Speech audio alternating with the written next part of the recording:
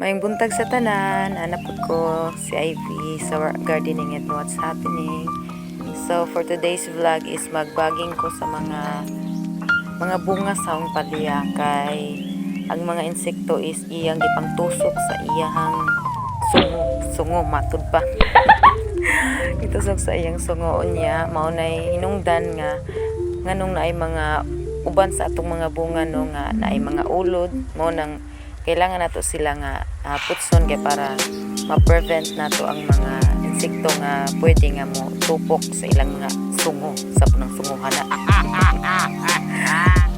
So kining mao na sa ang way nga to ma-prevent kay ang uban ana is magkuan man maghaling-haling sa palibot ingon ana. So sa mga ato ang nahibawan sa una is nagudunay ka nang gibali beneficial na sa atong garden no, pero sa karon nga panahon is nakakaton ko nga ang kana daing maghaling-haling is napo na siya advantage, napo siya disadvantage kay nga no kung magsigi kag haling is ang mga pollinator ana is manglaya, so posible nga naiba ni mga tanom nga gamay ra gud siya bunga kay minus man ang pollinator since gasunog ka. So mao na siya no nga kailangan nato po na siyang i-prevent kay para makuan sa tawag ani atong likayan kay usa po na sa hinungdan nga mao lagi to makalesta sa atong imbis nga daghan atong pwedeng ani magamay na hinon siya. So pwede sad mo magbuhat sa ingon ani kay para mas safety ang inyong bunga. So sa akong pag-try ani no, first time pa man nako napud ko kining tawag ani mistakes ani no kay medyo late man ako mag-upload ani kay last time naman ako nag-video. Tapos na-observe na ko nga ang katudaing gagmay ko dyan siya mga bata pa dyan siya nga tawag aning palya is dili ka dyan mo siya pwede nga putso na nimo largo ka na usahay nga mabanggi ang bunga kay tungod sa iyang kadabong napoy usahay nga makakosin na siya og kanang kuan malaya siya kay tungod sa iyang kabata pang mabuot bitaw siya. So dapat is ato na siyang putson is pwede siguro sa mga pareha ko sa atong mga kumingking kay para mas mo-survive siya. So maura to no sa harap itong nakatunan harap pong i-share. So kung namoy na katunan is pwede po ninyo i-share kung sa inyo nabalaan no sa inyuhang pagpananom kay kaning hawa is first time naman po ninaho no, based naman po ni sa experience kay di ko man ko expert. So, open man po ko sa mga suggestion, mga ingon ana kay gana man po ning kuan mag-share ta sa atong mga nabalaan kay maura gihapon na sa math good 1 + 1 = 2 so mas muda ko siya.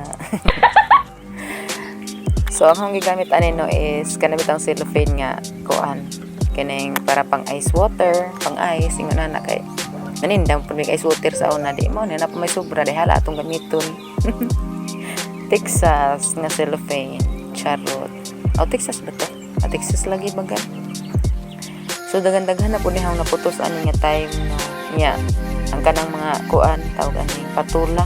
Wala man ako giputos kay dagko naman na siya nya. Di ba po na siya kasagaran madaot. Murag dili kay siya kuanon sa mga kuan ba buyog. Buyog ba? Mga aphids man yata ng manguan. Basta mga ingon ana siya. Mites po yata. Ambot di ko sure. Di ko kaya familiar sa mga kuan, mga insects, sa mga kuan, insekto. So, maura to no hang matudlo sa inyo guys. Char matudlo, ma-share. Sa harap po nang nakatunan lagi. Kung dyan basik patinga mo nung anong arang naman na yung ka. Kung sa kuan pa, murag bagnot na niyang mga gulay kay ako naman nang ipakatay di ano ang tulok ang klase ang ako. Upo, palya o patula. Diya, kuan raman po lagi na experimental raman po lagi niya. Ito raman pong itry ko. Okay ba? Tawarang naong natuan mo. Diyos ko, Lord. Makabantay pa naon sa mga. Sige nga, hangad na nanganganga. Wala bang naghuwat o makaon. So, maurot ko na share guys. I hope na malingaw mo sa video. Ang hapon gigamit ana is cellophane niya. Ang gitusok is tukog kay mao ang tudlo sa master ang mother.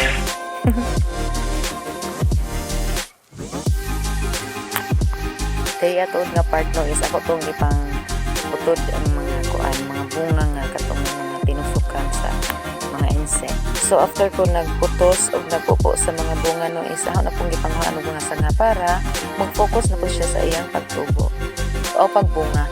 So mao na to ang video kang adlaw guys. Salamat sa paglantaw. Bye bye. God bless.